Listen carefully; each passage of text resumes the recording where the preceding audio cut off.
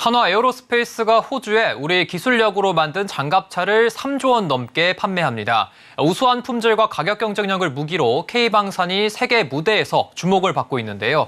우리 방산기업들이 잇따라 수주 소식을 전해오면서 K방산이 차세대 성장 동력으로 자리 잡고 있습니다. 김효진 기자와 자세히 이야기 나눠보도록 하겠습니다. 안녕하십니까? 안녕하세요. 네, 이 한화 에어로스페이스 하면은 K9 자주포, 천무 이런 것들이 유명한데 이번엔 호주 정부와 장갑차 계약을 맺었다고 하는데 규모가 얼마나 됩니까? 네, 한화 에어로스페이스는 오늘 한화 에어로스페이스 호주 법인이 호주 국방부와 미래형 궤도 보병 전투 장갑 차량인 레드백 129대 등에 대한 공급 계약을 맺었다고 발표했습니다. 이 계약 규모는 3조 2천억 원 규모입니다. 우리 방산기업인 한화 에어로스페이스에서 만든 레드백이 호주 육군에서 사용되는 겁니다. 앞서 지난 7월 호주 정부는 군 현대화 사업의 일환인 랜드 400 3단계의 우선 협상 대상 기종으로 레드백을 선정하고 12월 최종 수출 계약을 체결했습니다. 이번 계약에 따라 한화 에어로스페이스는 레드백 129대를 2028년까지 순차적으로 호주 국방부에 공급합니다. 레드백은 현재 호주 빅토리아주 질롱시에 건설 중인 H-에이스 공장에서 생산합니다. 이 H-에이스는 K9 자주포 생산을 위해 지어지는 공장인데요. 이 K9 관련 설비는 내년 중반에 완공될 예정이고 증설되는 레드백 관련 설비는 2025년에서 2026년에 완공돼 이 생산 라인이 가동될 예정입니다.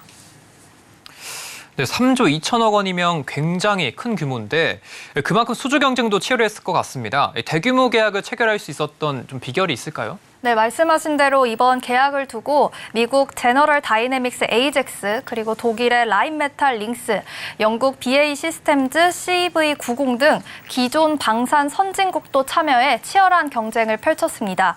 특히 호주는 미국과 최고 수준의 군사 동맹을 맺고 있는데요. 미군은 글로벌 최고 수준의 전력을 보유하고 있기 때문에 호주도 비슷한 수준의 무기 성능 등을 갖춰야 합니다. 호주에 수출되는 무기는 상당히 높은 수준의 성능이 요구된다고 할 수 있는 겁니다. 이번 수주는 한화 에어로스페이스의 맞춤형 기술과 우리 정부의 노력이 큰 역할을 했습니다. 우선 한화 에어로스페이스 호주 법인인 HDA는 호주군의 요구에 맞춰 첨단 전투기에 적용되는 360도 외부를 감시하는 장비와 대전차 미사일을 탐지 요격하는 체계, 강도는 높이고 무게는 줄인 고무궤도, 대전차 지뢰에도 견디는 특수 방호 기능 등 첨단 기술을 레드백에 적용했습니다. 정부 역시 이번 수주를 위해서 호주와 안보, 외교 협력 등을 강화하는 등 발빠르게 나섰습니다.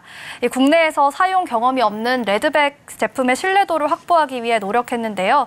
방위사업청은 수출용 무기체계 군 시범운용 제도를 도입하고 육군 11사단 기갑 수색대대는 작년 레드백을 시범운용해서 실제 운용에 대한 호주 측의 우려를 불식시켰습니다. 통상 해외 군에서는 구매하려고 하는 무기의 실제 운용 경험을 계약 체결의 중요한 요소로 삼고 있습니다. 실제 이번 계약의 수주 연역을 살펴봤을 때 2019년 9월 한화 에어로스페이스와 독일의 라인메탈 링스가 최종 경쟁 후보로 올랐는데요.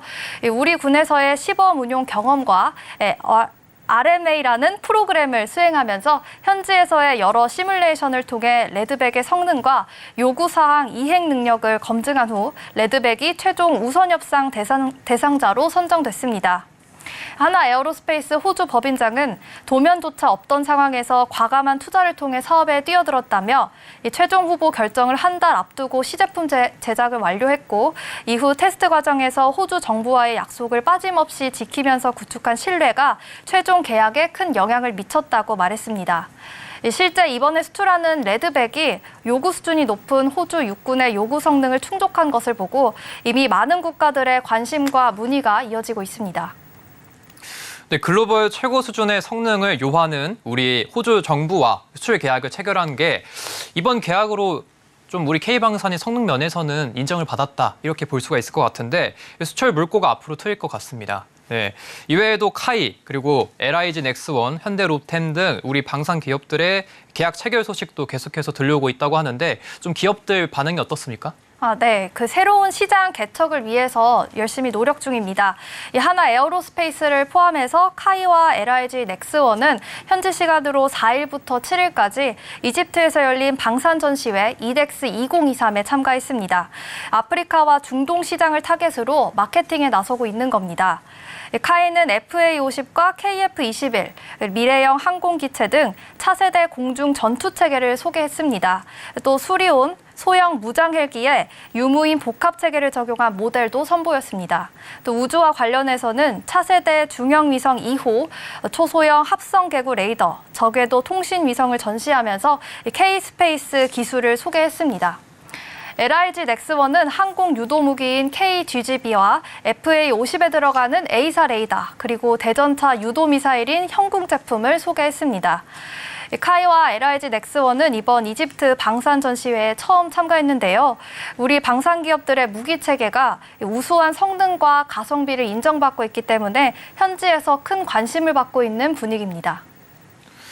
네, 방산이 워낙 이런 특수한 시장이다 보니까 제도적으로 좀 지원 등이 필요할 것 같은데 선전하고 있는 우리 방산 기업들의 수출을 더욱 확대하기 위해서 좀 어떤 것들이 필요할까요? 네, 업계 관계자들과 전문가들의 말을 종합해봤을 때 정부가 외교적 노력을 확대해서 해외 국가와의 협력을 더욱 강화하는 것이 필요합니다.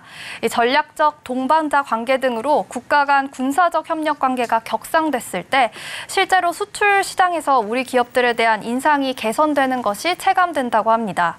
또한 이번 호주에 수출하는 레드백 같은 경우는 호주 시장을 겨냥해서 나온 수출형 무기입니다. 이런 수출형 무기도 우리 군에서 시범 운용을 확대한다면 좋을 것 같다는 의견이 있었습니다. 이 무기를 수출할 때 군에서의 운용 경험을 중요하게 고려하기 때문입니다. 네, 오늘은 한화 에어로스페이스의 호주 정부와의 대규모 계약 체결부터 우리 방산 기업들의 수출 현황까지 김효진 기자와 함께 알아봤습니다. 오늘 말씀 감사합니다. 감사합니다.